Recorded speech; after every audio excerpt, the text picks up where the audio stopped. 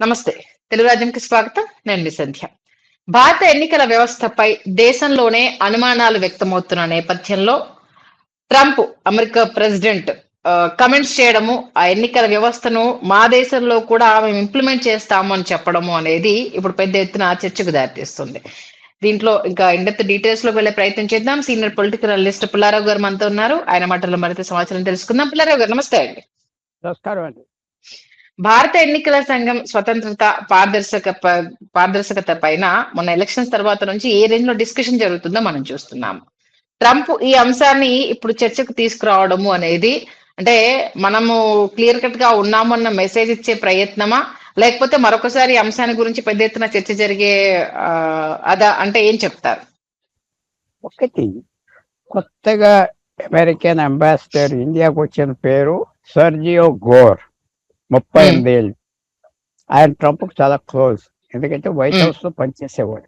సంవత్సరం పనిచేసి దాదాపు 7,000 మంది సీనియర్ ఆఫీసర్స్ ని మొత్తం అమెరికాలో అతనే ప్లేస్ చేశారు.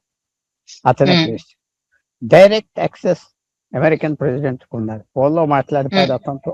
వాషింగ్టన్ వెళ్తే అపాయింట్మెంట్ లేదు, ఏదో వైట్ హౌస్ కి వెళ్ళి ఆయన కలవచ్చు. సో అతను భారతదేశంలో చాలా యాక్టివ్ గా ఉన్నాడు. గోర్ చూస్తున్నారు కదా, మన హైదరాబాద్ వచ్చాడు, ట్రంప్ రోడ్ పేరుకి బాగా తిరుగుతున్నాడు, బాగా అలర్ట్ గా ఉన్నాడు, దేశం అంతా తిరుగుతున్నాడు. యునైటెడ్ స్టేట్స్ అమెరికాకి భారతదేశానికి సంబంధాలు చెడిపోతే రిపేర్ చేసింది అతనే. అతను అమెరికన్ ప్రెసిడెంట్ కి, మిగతా మినిస్టర్స్ కి లూజ్ గా మాట్లాడితే సహించరు. భారతదేశం సంగతి, చైనా సంగతి నేర్చుకోండి. లూజ్ గా మాట్లాడితే సహించరు, ఏదో దూరం తీసుకుని వెళ్ళిపోరు. అప్పుడు మీరు మానేయటం, చెడ్డగా మానేయటం మాట్లాడేశారు. మీరు చూసారో లేదో, జ్ఞాపకం పెట్టారో లేదో. అతను గణేష్ కుమార్ ఎలక్షన్ కమిషన్ ని కలిసేది. అతని పద్ధతి ఏంటంటే పెద్దవాళ్ళందరినీ కలుస్తున్నారు దేశంలో ఇంపాక్ట్ కోసం. కలిసినప్పుడు మా పద్ధతి ఇలా ఉన్నది, ఇలాగా ఓటర్ ఐడి లేదు అమెరికాలో అని తెలుసు, అందరికి తెలుసు. పెద్ద గొడవ జరుగుతుంది అమెరికాలో. ఎందుకంటే ఎలక్షన్ రాష్ట్రాలే కండక్ట్ చేస్తాయి. ఒక హైదరాబాద్ సిటీలో ఎలక్షన్ జరిగితే హైదరాబాద్ మేయర్ కి, ఓటర్స్ కి హైదరాబాద్ కార్పొరేషన్ కండక్ట్ చేస్తారు. స్టేట్ గవర్నమెంట్ సీఈఓ ఉండడు. Independence election. సో ప్రతి రాష్ట్రానికి వేరే వేరే పద్ధతులు ఉన్నాయి. చాలా అది బోగస్ ఓటింగ్ జరుగుతుందని అందరికి తెలుసు. మీరు ఎలక్షన్కి వెళ్తే ఓటు అక్కర్లేదు, మీకు ఐడి అక్కర్లేదు. నా పేరు సో అండ్ సో అంటే ఇంత అంతే. ఎందుకంటే పూర్వం చిన్న దేశం, అందరికీ ఒకరికొకరికి తెలుసు. ఇప్పుడు కూడా అలా జరుగుతుంది. ట్రంప్ విధానం ఏంటంటే కోట్ల మంది బంగ్లాదేశ్ ఎలాగొచ్చి భారతదేశంలో దూకేశారు, అక్కడ మెక్సికో నుంచి, మిగతా దేశాలు, అరబ్ దేశాల నుంచి వచ్చిన వాళ్ళకి రిపబ్లికన్ పార్టీ అంటే ఇష్టం లేదు. అవన్నీ ఏదో పాలసీస్ ఉన్నాయి, వాళ్ళు ఓట్లు వేస్తున్నారు, ఆప్ చేయాలి. సో ఈ సందర్భంలో Sergio Gor, American ambassador to India, ఆయన డొనాల్డ్ ట్రంప్ కి చెప్పాడు, చూడు ఎంత పెద్ద దేశం, ఈ దేశంలో కార్డులు ఉంటాయి, ఎంతమంది ఎలక్ట్రేట్ ఉన్నారు, 80 కోట్లు 90 కోట్లు ఎలక్ట్రేట్ ఉన్నారు, 100 కోట్లు. మన దేశంలో ఎలక్ట్రేట్ అంతా ఒక 20 కోట్లు కూడా లేవు. ఈ 100 కోట్ల మందికి ఐడీలు ఉంటాయి, అవన్నీ కంప్యూటర్ మీద లింక్ ఉంటుంది, ఫోటోలు ఉంటాయని చెప్తే ఆ చట్టం గురించి ట్రంప్ దెబ్బలాడుతున్నాడు. సెనెట్ లో ఆగిపోయింది, ఓట్లు దొరకట్లేదు ఆయన. ఆ సంబంధంలో ఆయన మెసేజ్ ఇచ్చారు. సో చాలా ఇదంతా ఇండియా, వాళ్ళ అంబాసిడర్ అమెరికా నుంచి వచ్చినోడు ఆయనకి తెలియపరిచాక ఆశ్చర్యపోయి ఇచ్చారు. ఇదో మంచి పాయింట్. అదే చెడ్డగా అంతర్జాతీయంగా ఇప్పుడు అంటే లోకల్లో జరుగుతున్న డ్యామేజ్ ను అంతర్జాతీయంగా హైలైట్ చేస్తూ ఎలాంటి లోటుపాట్లు లేవు అన్న స్ట్రాటజీని ఇంప్లిమెంట్ చేశారని అనుకోవచ్చా? అనుకోవచ్చు. అది ఎవరైతే ఎలక్షన్ ఓడిపోయారో ఇదేదో తప్పులు జరిగాయని అంటున్నారు, కానీ ఓట్లు కొనుక్కుంటున్నాం, ఓట్లకి డబ్బు దొబ్బారు, ఓటర్లు వేయలేదు అంటలేదే వీళ్ళు. మీకు తెలియదా, నాకు తెలియదా? డబ్బు ఇవ్వకుండా ఎంతమంది వస్తున్నారు ఓటేయటానికి, ఎంతమంది? అది అసహ్యమైన పని భారతదేశంలో జరుగుతుంది. ఎందుకు ఓటేస్తారంటే డబ్బు ఇస్తున్నారు కాబట్టి వేస్తున్నారు. పెద్ద పెద్ద అపార్ట్మెంట్స్ వాళ్ళు కూడా డబ్బు అడుగుతున్నారు. మనకు టీవీ మీద కనపడ్డారు, మా ఇంట్లో 4 ఓట్లు ఉన్నాయండి అంటాడు లాయరో డాక్టరో. దేనికి 4 ఓట్లు ఉంటే అది అమ్ముకోవటానికి. అది మన బ్యాడ్ ఉన్నది, అది మన రాజకీయ నాయకులు దాని మీద చెప్పాలి. ఎందుకంటే వాళ్ళ మొహాలు చూసి ప్రేమతో ఓట్లు వేయట్లేదు, డబ్బులు చూసి వేస్తున్నారని చెప్పుకోవటం సిగ్గు. కాబట్టి ఓకే. మనం ఇంకో రకంగా అది ఎక్కడ మోసం జరిగింది, ఇక్కడ మోసం జరిగిందని చెప్పటం ఆ సందర్భం మన దేశంలో అది ఒక అలవాటు అయిపోయింది. కాబట్టి ఇది ఒక మంచి పాయింట్గా వచ్చింది. కానీ అంటే ఒకటి సార్, ఈవేళ ఓటర్ ఐడి ఉన్నంత మాత్రాన ఎన్నికలు పారదర్శకంగా జరుగుతాయి. ఓటర్ ఐడి తోటే వాళ్ళు ఓటు వేసే విధానము అనేది ఇప్పుడు ట్రంప్ తీసుకొచ్చిన ఆ అంశం ఎంతవరకు కరెక్ట్ అంటారు? అంటే ఓటర్ ఐడిని తీసుకొస్తాం కాబట్టి మా దగ్గర కూడా పారదర్శకత ఉంటుంది అని అంటే, ఎంతమంది తమ ఓటును తమ ప్లేస్లలో వేసుకుంటున్నారు, దొంగ ఓట్లు పడట్లేదు, ఓటర్ ఐడి ఉన్నప్పుడు కూడా జరుగుతున్నాయి కదా. చాలా తక్కువ కదా, చాలా తక్కువ. ఉమ్, ఒక 30-40 ఇది జ్ఞాపకం మీద చెప్తున్నా, 1992లో ఎప్పుడో ఓటర్ ఐడీలు వచ్చాయి. ఉమ్, దాని ముందర అన్ని చోట్లకి రాలేదు, కొన్ని చోట్ల బ్యాలెట్. ఎందుకంటే ఇది పెద్ద ఎక్సర్సైజ్. ఒక 80 కోట్ల మందికి ఫోటోలు తీసి ఓటర్ ఐడి ఇవ్వడం టైం పట్టిన దేశం అంతా. దాని ముందర బ్యాలెట్ పేపర్స్ ఉంటాయి. నువ్వు బ్యాలెట్ పేపర్స్ తీసుకెళ్లి బయటికి వెళ్ళి అమ్ముకోవచ్చు అందరితో కలిసి. ఆడికి అమ్ముతాడు, లోపలికి వచ్చి వేస్తాడు.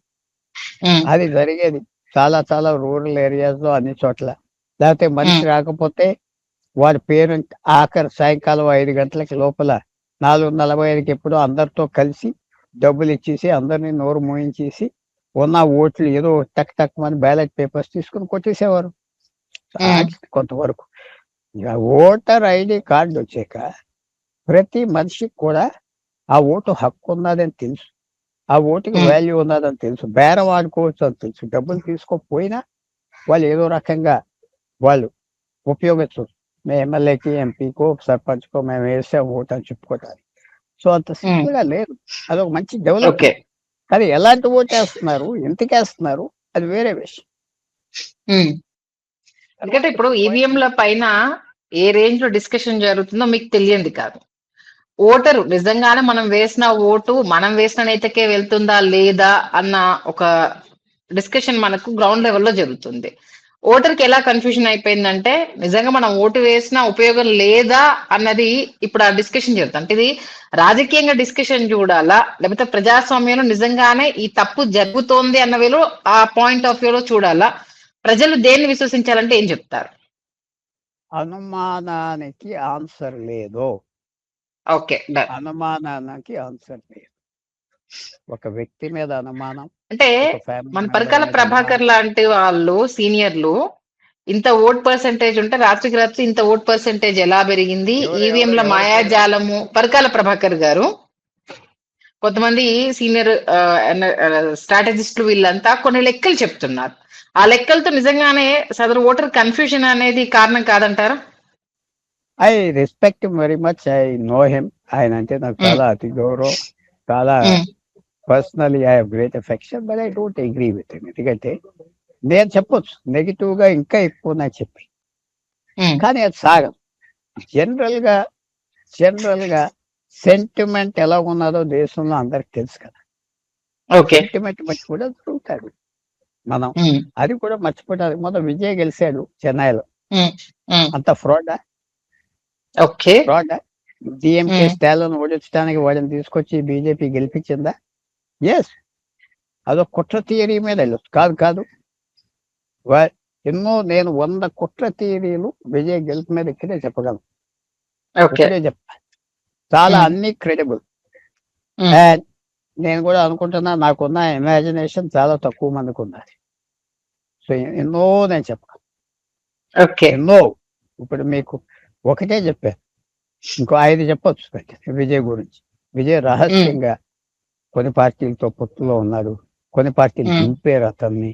అది క్రెడిబుల్ కన్స్పిరసీ, అంటే నమ్మదగ్గ కన్స్పిరసీ. కానీ దాని మీద వెళ్తే కుదరదు. అనుమానానికి అంతు లేదు, అనుమానానికి జవాబు లేదు. అది మనం నమ్మము, ఫేత్ మీద నమ్మేసి వెళ్ళిపోవాలంటే. నీకు ఎన్నో క్యాల్కులేషన్స్, పర్మిటేషన్స్ చూపెట్టగలరు, కానీ అది ఉపయోగం లేదు. ఇలాంటి విషయంలో భారతదేశంలో ఎన్నో ఛాలెంజెస్ ఉన్నాయి, ఎన్నో ఛాలెంజెస్ ఈ కుటుంబాలు. కొన్ని కనపడినట్టుగా చూడనట్టుగా చూడకుండా వెళ్ళిపోవాలి. చాలా మంది ఈ దేశంలో అది బాగోలేదు, ఇది బాగోలేదు అంటారు. ఈ దేశం కూలిపోతే వీళ్ళు అడుక్కొని తినడానికి కూడా తిండి. అంత డెలికేట్ గా ఉన్నది మనకి. ఎవరు బయట మాట్లాడట్లేరు కానీ డెలికేట్ గా ఉన్నది ఈవేళ. అందువల్ల నేను నమ్ముతున్నా ఎలక్షన్ కమిషన్. ఎందుకంటే కుట్ర ఎంతమంది చేయాలి? రాష్ట్రంలో సిఇఓలు కూడా చేయాలి, వాళ్ళ ఆఫీసర్లు చేయాలి, తెలుగులో చేయాలి. కుట్ర ఎప్పుడు సక్సెస్ అవుతుంది? ఒకే వ్యక్తి చేతిలో ఉంటే కుట్ర జరుగుతుంది. ఒక కూని రాజకీయ నాయకుల్ని పెద్దవాడిని చేయాలంటే ఒక అసాసిన్ కూని చేసేవాడు వాడు ఒక్కడే ఉండాలి. ఇంకొక్కడికి తెలిస్తే మాత్రం ఆ కూని జరగదు. అందువల్ల ఇలాంటి కుట్రలు ఎవరైనా అందరూ ఐ రెస్పెక్ట్ దెమ్. నేను వాళ్ళకి తెలియదు అన్ని. They may be right, correct అవ్వచ్చు. ప్రూఫ్ ఇంకా రాలేదు. ఓకే, నిజంగా మంచి ఇన్ఫర్మేషన్ ఇచ్చారు sir. Thank you so much. Thank you.